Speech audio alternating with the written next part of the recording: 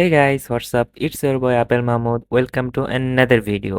অনেকদিন ধরে পেজে ভিডিও দেওয়া হচ্ছে না, তাই আজকে যেহেতু আমি আমার আন্টির বিয়েতে যাচ্ছি, ভাবলাম সবার সাথে আমার আন্টির বিয়েটি শেয়ার করা যায়।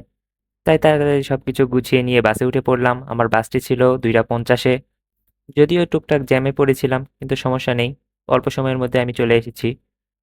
জ্যাম ছাড়ার পর আশেপাশে প্রকৃতির দৃশ্য দেখতে দেখতে কখন যেন বাসায় চলে আসছি, প্রায় বুঝতেই পারিনি।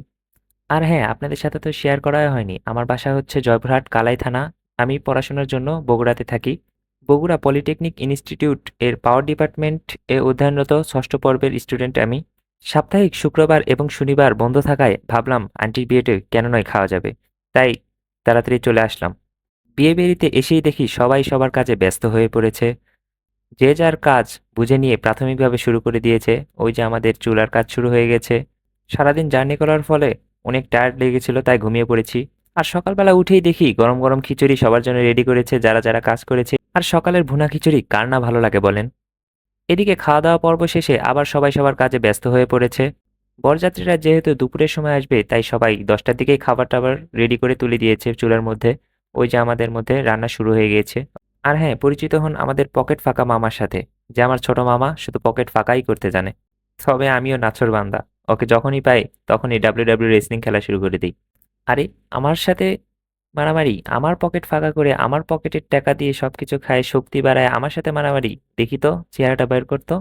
এদিকে আয়, এদিকে আয়। দাঁড়া, তোকে 2বার চুবিয়ে নেই। পানি ছাড়া তোকে চোবাবো এখানে। দাঁড়া। না, এ তো নাছোড়বান্দা, চুবিয়ে আর হচ্ছে না। একে ডিরেক্ট শাস্তিতে তুলতে হবে। না, এ তো ফাঁসির কাঠ দ্বারাতেও দাঁড়িয়েও শয়তানি করতেছে। এর সাথে শয়তানিতে পারা যাবে না, বোঝা গেছে। একে কিছু গণধোলাই দিয়ে আমার টাকার পরিমাণটা তুলিয়ে নিই। যা আমার পা মাসাজ করে দে, তাও টাকাটাও তুলে দে। এদিকে শয়তানের সাথে শয়তানি করতে করতে শুনি বরযাত্রী চলে এসেছে, তাই বরযাত্রীর সাথে কিছু ছবি তুলে নিয়ে এলাম। আমার আব্বু বলতেছে দাঁড়াও সবাই একসাথে গিয়ে ছবি তুলে নেই, স্মৃতি হিসেবে রেখে দিব। আর আঙ্কেলটি অনেক মিশুক মানুষ ছিলেন। আর এদিকে খাওয়া দাওয়া শুরু হয়ে গিয়েছে। সবাই সবার কাজে ব্যস্ত, যে যার সার্ভিস নিয়ে ব্যস্ত।